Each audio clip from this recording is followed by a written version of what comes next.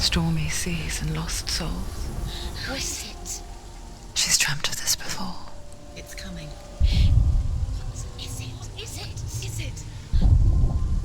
They say dreams are visions of our memories, thoughts and fears, as seen by our inner eye.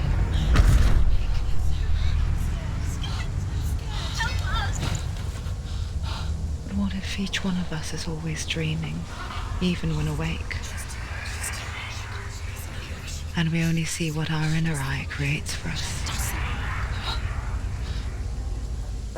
Is this what hell is? A world shaped by Senua's nightmares. Get up. Maybe that's why people fear seeing the world through her eyes. Yes, she's scared. Because if you believe that Senua's reality is twisted, you must accept that yours might be too.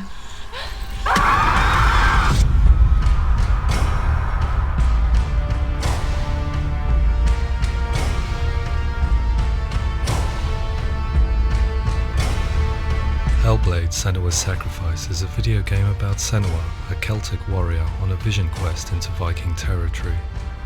But what sets our hero Senua apart is that she suffers from severe psychotic mental illness. He knows she's getting closer. He can feel her coming closer. She's getting closer. They're watching.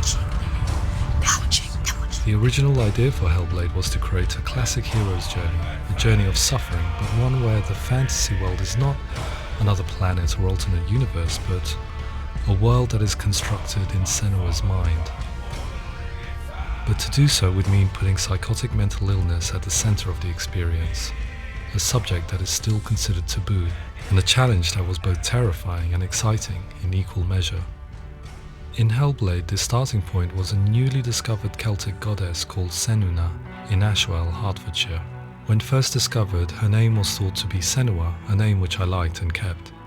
I wondered if Senua might have been a Celtic warrior like Boudica who stood up to the Romans. While the Romans had conquered all of Europe, there was a group of Celts up in the furthest reaches of the Roman Empire that could not be conquered, the Picts. And so the Romans built a wall, called Hadrian's Wall, that spans across Britain from sea to sea to keep the Pictish barbarians at bay. The Picts were known for their war paint, painted on with woad, and their matted hair clumped with lime. And so Senua would be a barbarian Pict in this image. What's your name? Senua. I haven't seen you before. I don't leave home much. Oh, Zeno's daughter. I have to go. Wait! Orkney is off the coast of Scotland and was inhabited by the Picts, steeped in history and mystery, and so I made Orkney Senua's home and set the stage for a crisis. In the late 8th century, the first Vikings landed on the Orkney Islands. The population of the Picts crashed thereafter, replaced by the Norsemen of the 9th century.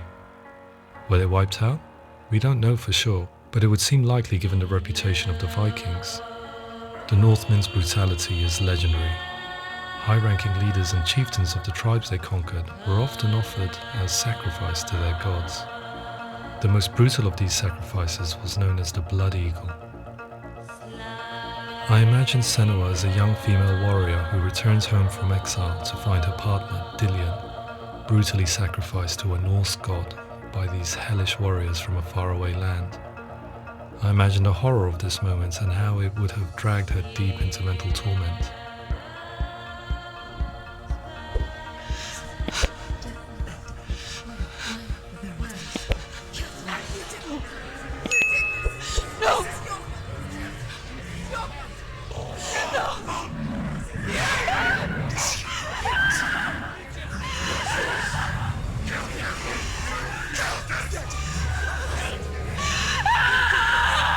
I came to learn that the Celts had a sophisticated and nuanced perspective on the nature of mental disorder.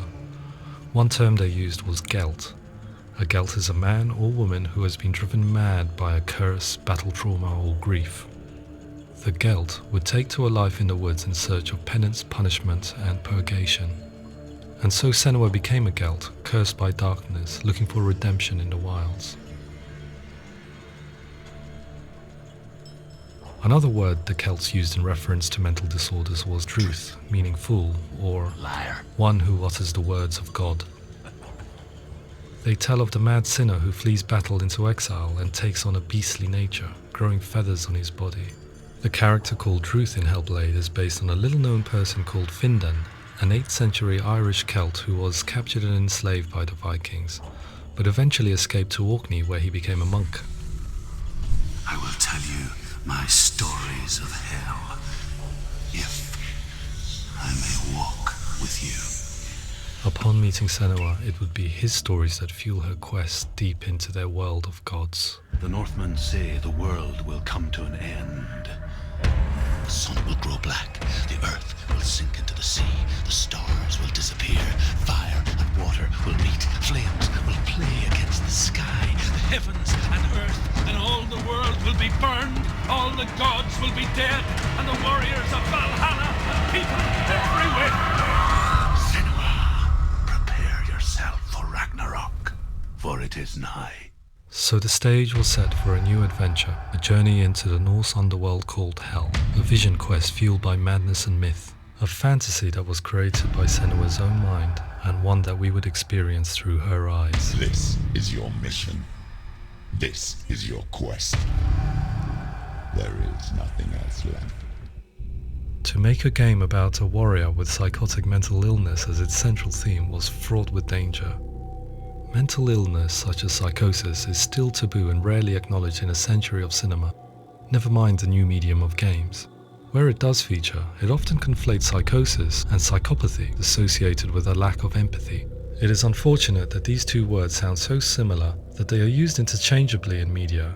I must admit that I didn't have to look very far to discover my own ignorance of the subject. So we reached out to Paul Fletcher, psychiatrist and professor of health neuroscience at University of Cambridge. Psychosis is a descriptive term, and it refers to having a loss of contact with objective reality. So it's characterized by two main sets of symptoms. One of them is hallucinations, where somebody experiences perceptions when there is no actual objective thing out there to perceive. You're already dead. Who are you? And the other is delusions, where somebody comes to very often bizarre, unpleasant, frightening beliefs when there's no good evidence in favor of them. There's no doubt about it. The source of the darkness is in Helheim, and the goddess Hela holds his soul there. We reached out to Welcome, a biomedical research charity that spends billions on research and awareness programs aimed at improving health. Mental health hasn't always been presented in the media in a way that is particularly helpful. It can be challenging to engage people with the subject matter, and there are a lot of preconceived ideas about mental health, and particularly schizophrenia and psychosis. So we hope our support allows the team to continue to collaborate with Paul Fletcher and with those who have experience of psychosis to create a game that provides a fresh perspective on the condition and allows audiences to engage with it in a way that just wouldn't be possible in any other medium. What started out as a brief consultation convinced me that we were only scratching the surface of an immensely deep and interesting subject that could enrich and change the very nature of the game. That's cool. Thanks so much for coming here. Pleasure, thanks. It's really interesting for me. I'd love to be involved. I think it's fascinating. Absolutely. Our understanding of psychosis is still very much a mystery, and ways of treating it are still primitive compared to physical illness.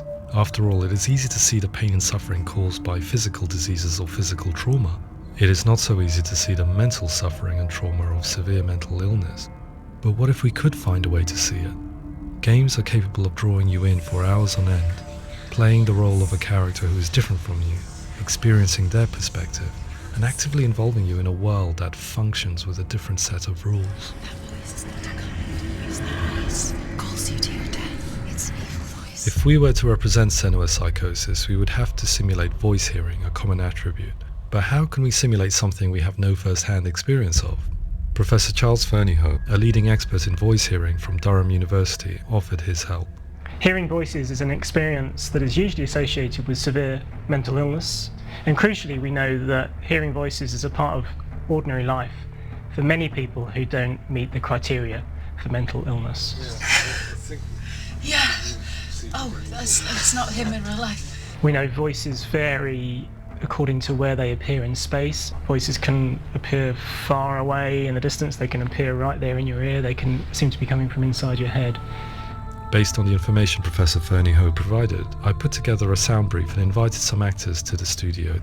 We recorded the actors using a binaural microphone, which records the 3D spatial position of sound, replicating the way sound is heard by human ears. It gives you an incredible sense that the person you are listening to is right there beside you. Can't see where she's going.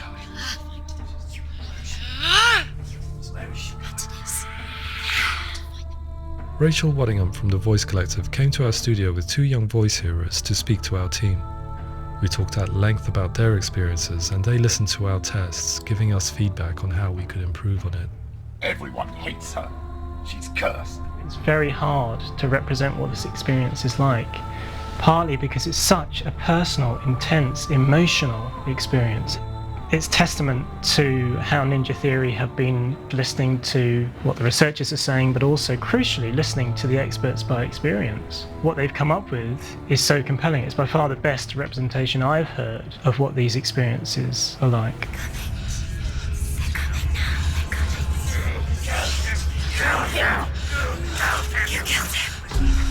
Other common attributes of psychosis are visions and flashbacks. We met with Recovery College East, who work with and care for people recovering from severe mental disorders. A group of service users gave us their first-hand account of what they experience. Sometimes when the visions or what we're seeing is too much, it becomes more difficult until eventually we perhaps don't see anything. The people we spoke to, the stories they told, were fascinating, harrowing and mind-boggling. The reality of what people experienced was vivid, far exceeding what I could possibly have imagined. We went away itching to represent some of these visions and flashbacks in the game. Hands will know my heart is so, love is so far away. Don't you know how I wanna feel deeper? I could never know how you grow, all these days are killing me. Now I see deep in me insanity does unfold. I just wanna feel deeper, deeper. I just wanna feel deeper, deeper.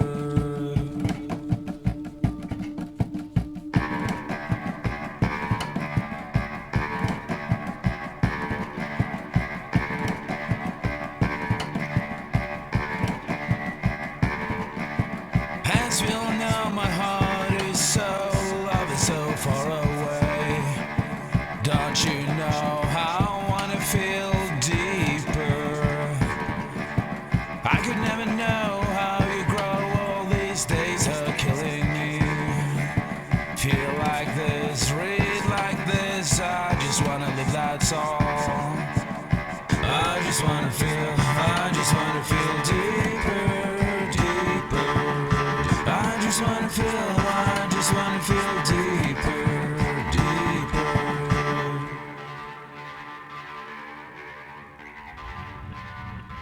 To refine our work, we continued to hold meetings with Recovery College East over the course of a year and a half, showing them what we had achieved so far and refining the in-game representations based on their feedback. With their help, flashbacks, visions and changes in perception were woven into the story and gameplay of Senua. The students that are involved in this project are incredibly excited about being involved. They have described the experience as being important because it values their lived experience and shows that despite what we have been through, all of that experience becomes valid, that actually it's something that we should all be talking about. The experiences described range from beautiful to frightening beyond comprehension. I heard of a girl who has to live with an angry voice screaming at her, slamming on her doors and walls 24 hours a day. I met someone who would often see hanging corpses in a room, so real that she would sometimes try to rescue them. The panic and fear that comes with such visions is entirely understandable, and it can be a living horror for some. Worthless, weak, pathetic. Go on, feel sorry for yourself, because there is no one left to do that for you. I was urged by one fellow that we should not shy away from showing this horror, and so I was perpetually torn in making Hellblade. Had we gone too far with our representations or not far enough? broken, and lost. Just like your sword. Come on.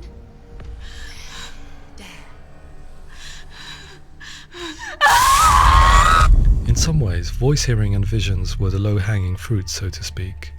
There's another aspect of psychosis that is much harder to explain, but one that I think video games are uniquely able to represent, which are often called delusions. People begin to see patterns in the world. They begin to link things that most people wouldn't link. Most of the things that we might think would be coincidence or, not worth commenting on. Nevertheless, that might have a particular salience or importance for them. One individual described how everyday words, sounds, colours and objects were steeped in meaning to him, forming a strange and sinister puzzle that he was determined to solve but could not quite get to the bottom of. It's not just brain dysfunction. It's not like the system shut down. It's actually an incredibly creative process. The person creates a world populated with voices and phantasms and terrors, and they're completely immersed in it. They believe in it.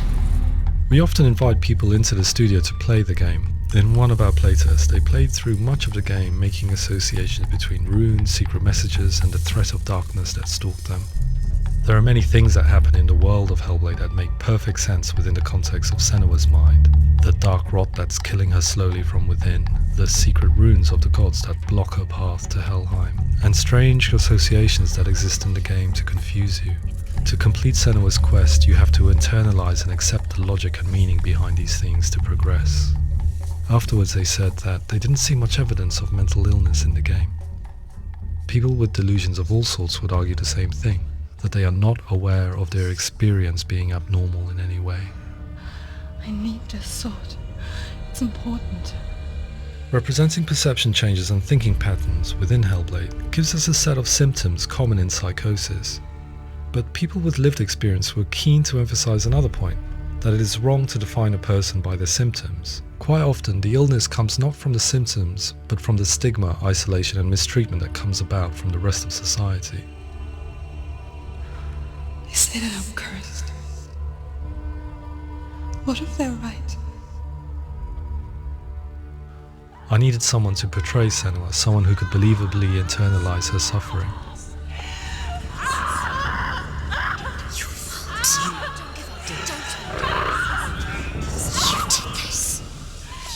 Melina Jurgens, our video editor, had been a stand-in for Senua over a few months while we perfected our motion capture techniques. Without realizing it, she had already auditioned for the role, and I knew her well enough to know that I didn't have to teach her to act, but to relive her own internal pain. As often is the case, those who have suffered mental anguish are never far from us.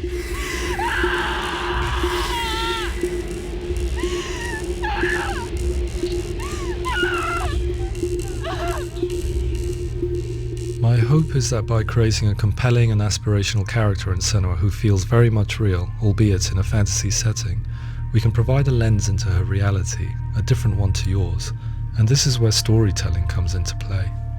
I imagined her life based on common threads in real people's lives. She was always prone to psychosis as a child. Her mother Galina also heard voices and had visions, so perhaps there was a genetic aspect. Or perhaps it was cultural, as she lived within a world without science, of gods and superstition, as exemplified by her druid father Zimbal. Psychosis developed in her late teens to early 20s and was exacerbated by stigma and isolation at the hands of the clansmen and her father. This darkness. It's spreading. The trauma of seeing her lover Dillian sacrificed tips her over the edge, making her remodel her reality around a concept that connects everything: the darkness. So the question is, what Senua experiences real? Can only be answered by saying, yes, it is real. It is her reality. All of her suffering will have been for nothing. It's just a matter of time. Towards the end of the project, service users and professionals that had collaborated with us were invited to see the near-final game. It was a chance to see if the game had reflected their views or if it had misrepresented them. For me, being involved in especially developing Senua's character has been really important, and being able to bring in my perspective and what I see and what I hear and having that built into the game has been a real privilege. It's gritty and it's meaty, and there are some tough subjects in there that are being tackled with honesty.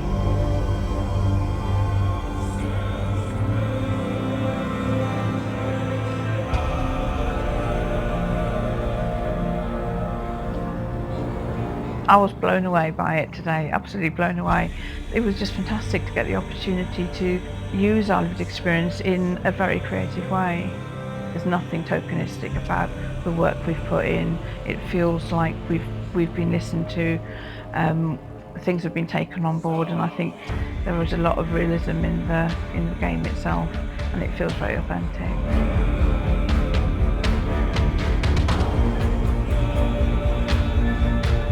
Hellblade will give people a good experience of what it's like to hear voices and have those experiences. I'm glad that the guys at Ninja Theory have asked us to come along and help them build an experience that's positive when it comes out, and get myself a copy and have a go.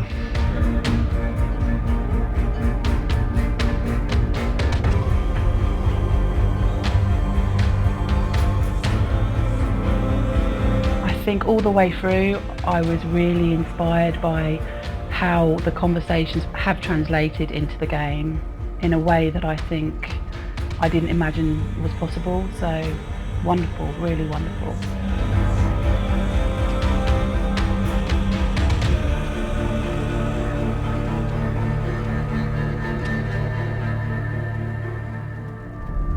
I really hope that others will follow the lead they've set and use the power of something like a video game to change people's perceptions, to increase understanding, and ultimately to make some of the stigma around voice hearing and other experiences go away.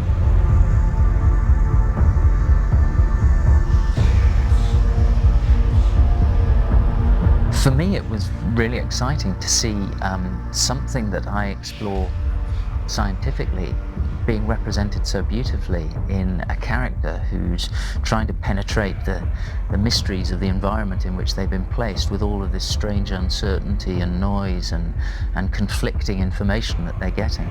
I'm very excited by this way of trying to represent mental illness, because I think it actually might be offering us insights that we wouldn't get from pure scientific explorations, and actually giving us quite an empathic view of what it might be like.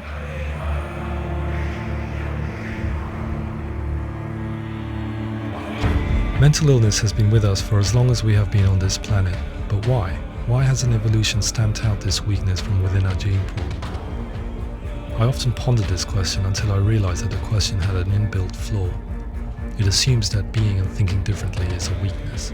The only reason we have computers, spacecraft, medicine, poetry, art, and yes, even video games is because individuals are able to simulate new abstract realities in their minds and share them with the rest of us. We need people to be willing to see differently in order for us to progress and survive as society.